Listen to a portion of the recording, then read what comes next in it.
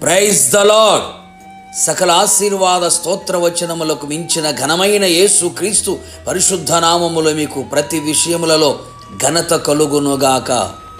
ఈ దినపు యేసయ్య జీవపు మాట 119వ కీర్తన 31వ చరణం. నన్ను సిగ్గుపడనీయకుము. యేసు ప్రభువని నోటితో ఒప్పుకొని దేవుడు మృతులలో నుండి ఆయనను లేపెనని విశ్వసించి రక్షింపబడి ఆత్మీయ యాత్రలో ముందుకు కొనసాగుచున్న జీవముగల దేవుని సైన్యములో చేరిన క్రీస్తు యేసు సైనికులారా, ఆయన పేరు పెట్టబడిన ఆయన జనులను ఆయన ఎన్నటికీ సిగ్గుపడనివ్వడు.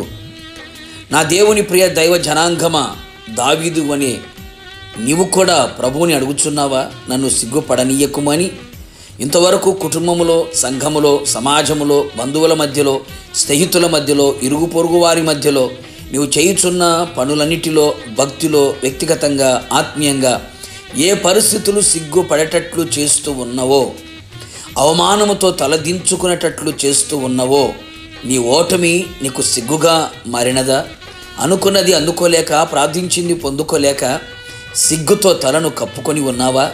ఏది చేసినా కలిసి రాక, సఫలమవ్వక, పరిస్థితులన్నీ పగపట్టినట్లుగా ప్రతికూలంగా నిలిచి ఉండగా ఏమి చెయ్యాలో దిక్కు తోచక నిరాశతో, అవమానముతో, సిగ్గుతో తల దించుకొని ఉన్నావా?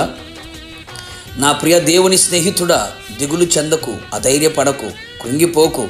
నీ తల పైకెత్తగల దేవుడు నా యేసయ్య. అవమానము కలిగిన చోట నీకు రెట్టింపు ఘనతను ఇవ్వగల సర్వశక్తి గల దేవుడు నా యేసయ్య.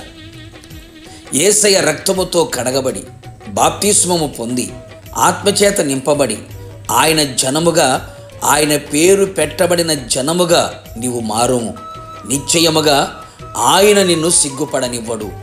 ఆయన శాసనములను హత్తుకొని నీ హృదయము ఆయన కట్టడల విషయమై నిర్దోషముగా ఉండగలిగితే నిన్ను సిగ్గుపడనివ్వడు.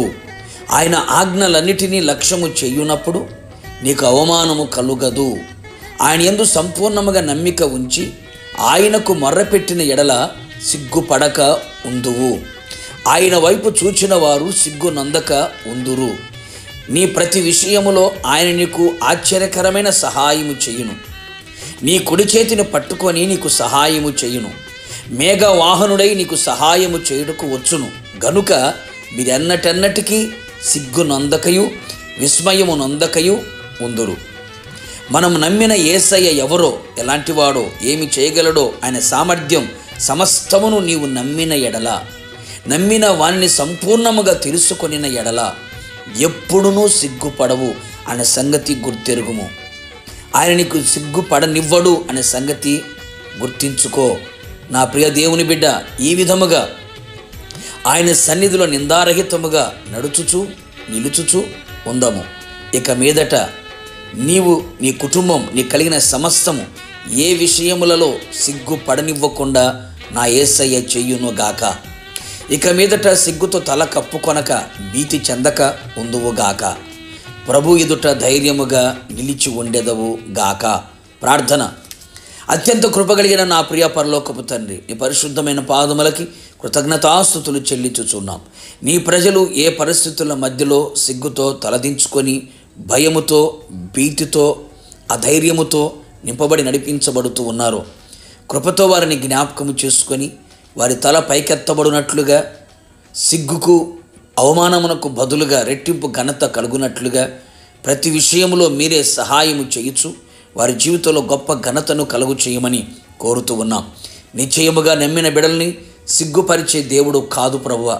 నేందు విశ్వాసం ఉంచు వారిని సిగ్గుపరిచే దేవుడు కానే కాదు. నిశ్చయముగా మీ ప్రజలందరూ సిగ్గుపడకుండా ఉండునట్లుగా మీరే ఘనపరిచి ఘనమైన కార్యాలు చేయమని యేసు నామములో అడిగి పొందుకొని ఉన్నాము తండ్రి. ఆమెన్. నిశ్చయముగా మీరును మీ కుటుంబ సభ్యులందరూ ఇక మీదట సిగ్గుపడక ఉందురుగాక. నా యేసయ్య మిమ్మును ఘనపరచును గాక. God bless you.